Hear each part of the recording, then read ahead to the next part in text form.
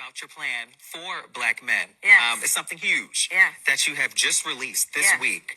We're talking about 1 million loans that are fully forgivable, up to $20,000 Right. to Black entrepreneurs, men and women, Yes. correct?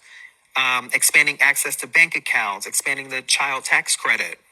Many things that you're doing. Housing. Lowering rent. Making it affordable to buy a house for Yes. first-time home buyers. Correct.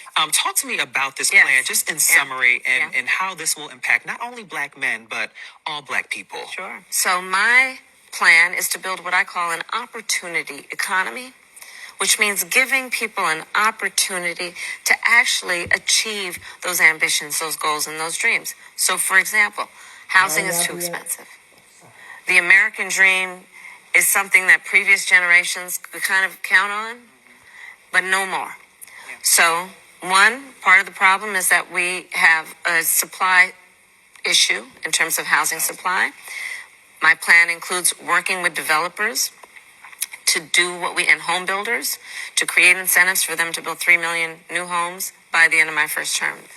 The second part, which is equally important, if not more, is to give people, first-time home buyers, a $25,000 down payment assistance. Because what you and I know is a lot of folks want to be a homeowner, but they don't come from money. They don't come from some families that can necessarily give them or pass on a home or give them the equity out of their home to help them with the down payment.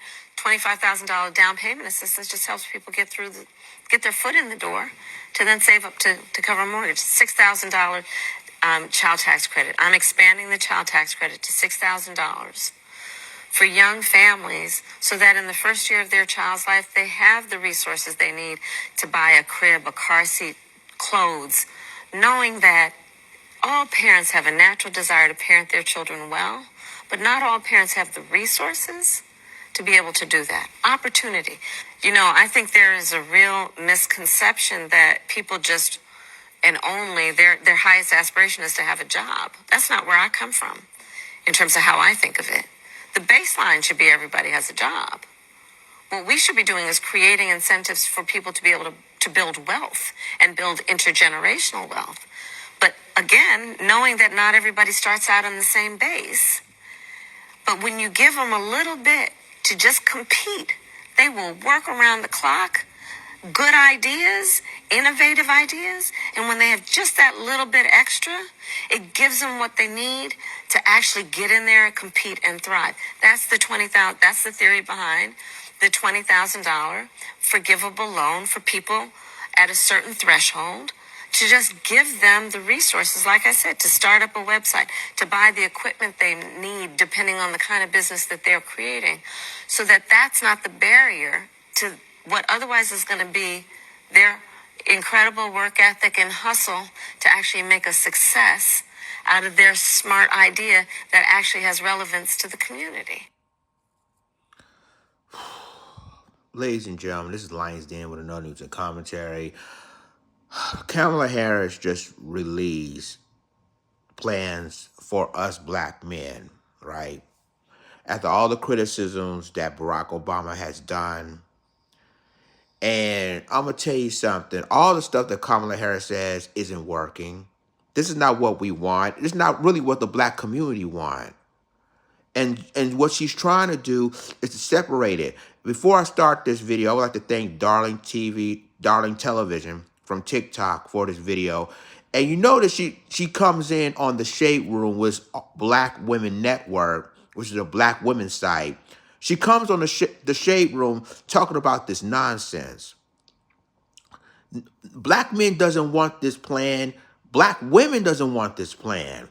What we do want, however, is only 3 things and 3 things only. The first thing we want is reparations, the cash payments. We want reparations for foundational Black Americans. Number 2, we want passing the anti-Black hate crime bill, right? That's number 2. Number 3, we want to end qualified immunity so that police officers will be held accountable for their actions when it comes to police brutality.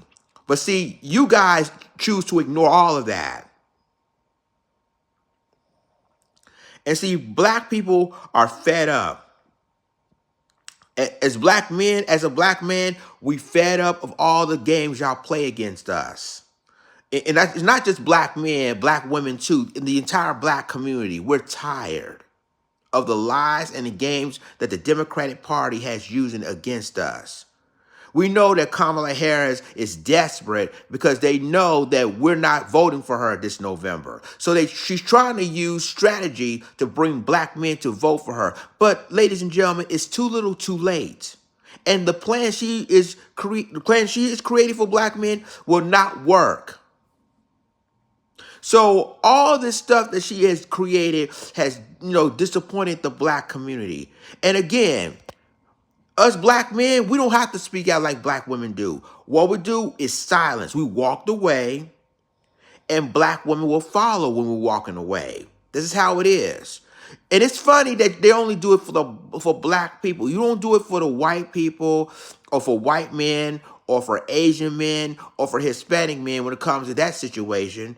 Because you know what happens when you do that. You always attacking the black men. You belittle, you disrespecting the black men. But now you come on, for making things worse, you come on to the shade room, which we know this is the black woman's site. So she knows what she's doing.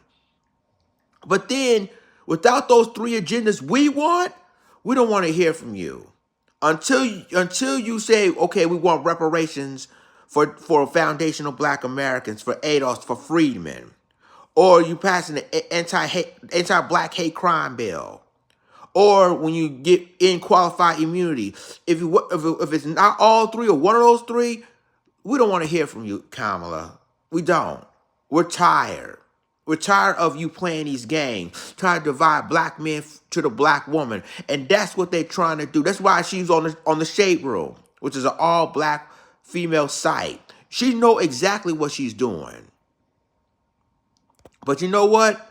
We don't want to fall for no banana in the tailpipe. We don't want to fall for that anymore.